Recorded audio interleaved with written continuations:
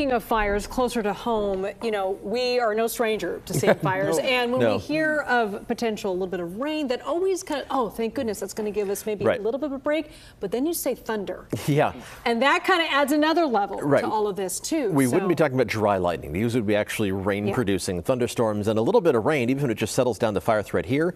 That's good news because so many of our fire crews have been sent to Southern California to battle the fires there. Let's talk about the big picture perspective and what we are in for. Storm number 2 is on approach. That one is going to send that rain chance across the Bay Area tomorrow. It's going to reinforce the cool air that's already in place. Occasionally breezy conditions, but most of the gusts are going to be in the 20 to 30 mile an hour range as that area of low pressure squeezes the atmosphere over the west coast. But you can see on the radar that most of that moisture is to our north. We're going to be kind of on the southern edge of that, but close enough to bring that chance of showers into the Bay Area. And of course, the cool air is already here. Let's take a look at our temperatures. Got a couple of different perspectives to look outside. We got San Jose and downtown San Francisco. Seeing some sunshine glimmering through the clouds in the Santa Clara Valley.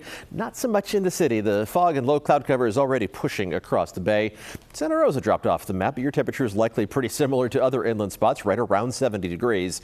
Only low 60s in Oakland and only upper 50s for current temperatures in San Francisco. An anomalously cool day. It feels more like late October or early November as opposed to the middle of September. Enjoy it while it lasts. We do have some actual heat down the line in the 7-day forecast, but that's a little bit farther down the line. Let's talk about how the weather is going to evolve as we head through tomorrow. First, we'll talk about the low cloud cover and fog, which is going to be widespread. This is the cloud simulation tonight, all the way through midnight tomorrow night. So widespread gray skies to begin the day tomorrow.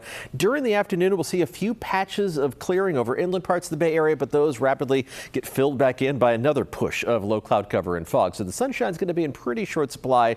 Not necessarily absent tomorrow, but it's going to be hard to find those glimmers of sunshine except during the afternoon. And we're talking about a chance of rain that's going to make its way out of those clouds as well. This is the radar simulation from Futurecast, 6 o'clock to noon. Those bands of very light shower activity moving through, and it looks like we're done as we hit midday. But we aren't, because as this thing pinwheels around, it's going to send some showers, and here's our chance of thunderstorms moving into the North Bay tomorrow afternoon. That activity should be quieting down. Once the sun goes down tomorrow evening, most of the showers are going to be pushed farther off to our east into the Sierra. We'll keep an eye on the radar throughout the day and let you know if any of those showers actually grow into full-fledged thunderstorms by tomorrow afternoon. Temperatures are going to be cool once again. We'll start off in the 50s pretty much across the board. High temperatures are going to be a good 5 to 10 degrees below normal again. Low to mid 70s in the Santa Clara Valley. The warmest spots east of the Oakland Hills, once again, only reaching up into the mid 70s. There's our warm spots. Fairfield and Antioch getting up into the mid 70s by tomorrow afternoon.